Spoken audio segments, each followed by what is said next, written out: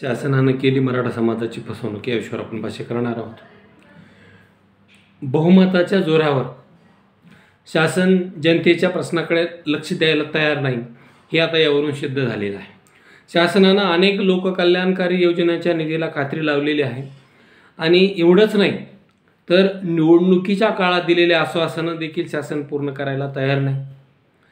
अजितदादा पवार यांना एक प्रश्न विचारला पत्रकारांनी की शेतकऱ्यांच्या कर्जमाफीचं काय, तर त्यांनी सांगितलं की मी कर्जमाफीवर निवडणुकीत मतच मागितले नाही, मी भाषणही केलं नाही. म्हणजे असं म्हणून त्यांनी सरळ सरळ तो प्रश्न टाळून टाकला. आता ज्या सरकारनं असं आश्वासन दिलं आहे तर ते सरकार असं वागत असेल तर काय करायचं. एवढंच नाही तर लाडक्या बहिणीला सुद्धा सरकार कात्री लावण्याचा प्रयत्न करत आहे. म्हणजे त्यातील काही महिला वगळण्याचा प्रयत्न करत आहे, तर काही महिलांकडून पैसे वसूल करण्याचा प्रयत्न सरकार करत आहे.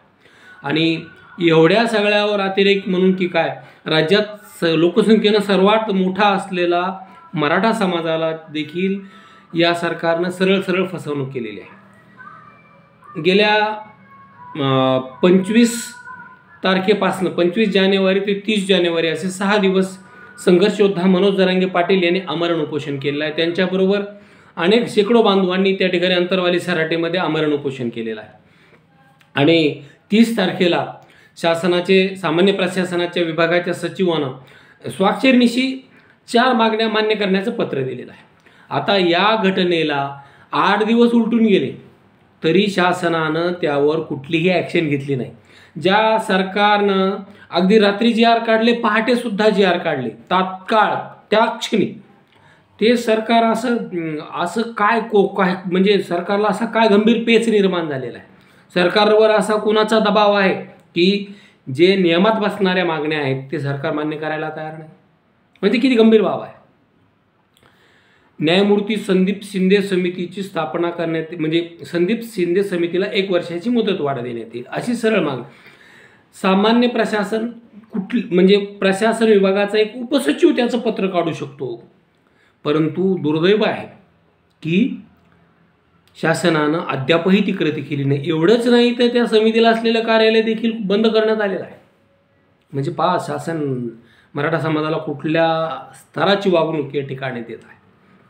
त्याचबरोबर त्या ठिकाणी मराठा आंदोलकावरील गुन्हे मागे घेण्याचं आश्वासन दिलं होतं, त्यावरही शासनानं अद्याप पत्र काढले नाही.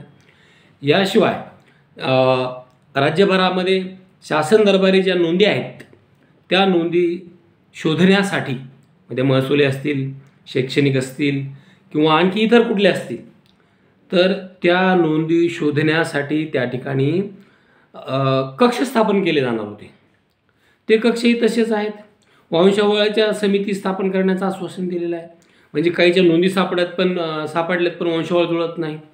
मग आता पुरावा तर आहे परंतु त्याची जुळवणूक होत नाही, तर मग असं असताना शासन हे करायला तयारच नाही.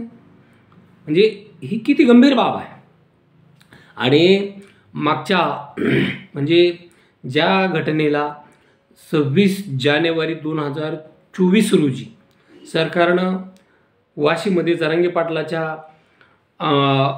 आंदोलनाला प्रतिसाद म्हणून त्या ठिकाणी सगळे सोयऱ्याचा ड्राफ्ट प्रसिद्ध केला होता, त्यावर 20 दिवस हरकती आणि सूचना मागवण्यासाठी दिल्या होत्या.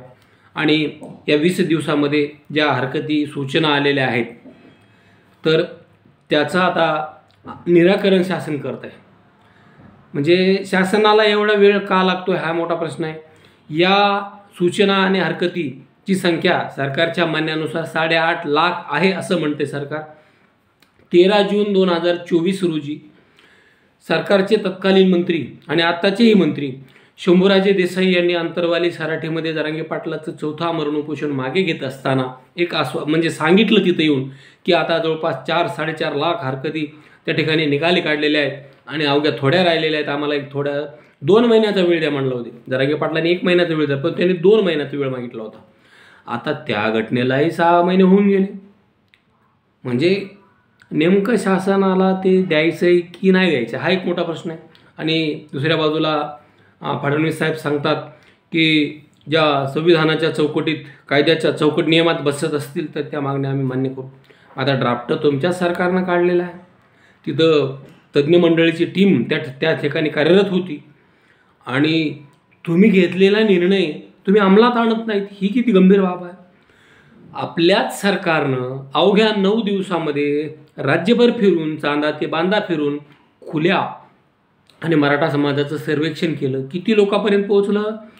2,59,00,000 लोकांचं सर्वेक्षण केलं फक्त 9 दिवसामध्ये. ते बी सगळ्या महाराष्ट्रभर फिरून, वस्ती वाड्या सगळीकडे फिरून केलं. आणि 8.5 लाख हरकती ची निकाली काढायला वर्षसुद्धा कमी पडायला लागलं सरकारला. म्हणजे सरकारची मानसिकता काय आहे हे यावरून स्पष्ट होतं आहे. सरकारला समाजाला द्यायचं आहे की नाही. आणि आता तर म्हणजे सरकार स्थापन होऊन राज्यात सरकार आहे की नाही अशी परिस्थिती निर्माण झालेली आहे. अनेक गोष्टींमध्ये सरकार असं का वागतं आहे, कशामुळं अशा प्रकार सरकार न्याय देत नाही. म्हणजे साध्या गोष्टी ते करायला तयार नाही. ही किती गंभीर बाब आहे. आणि म्हणून संघर्ष योद्धा मनोज जरांगे पाटील यांनी आमरण उपोषण करणार नाही असं म्हटलं होतं. परंतु सरकार करतच नसेल तर मग त्यांनी पुन्हा कालपासनं अंतरवाली सराटीमध्ये आमरण उपोषणाचा मंडप पुन्हा नव्यानं उभारण्याची सुरुवात केलेली आहे, सूचना दिलेल्या आहेत. आणि आता मंडप उभारणीला म्हणजे मंडप टाकायला सुरुवात झालेली आहे. आणि पुन्हा एकदा या ठिकाणी आज सकाळी 10 वाजता अंतरवालीमध्ये प्रेस ठेवलेली आहे. आणि आंदोलनाची पुढची दिशा काय असेल, सरकार देणार नसेल तर ते कसं मिळवायचं.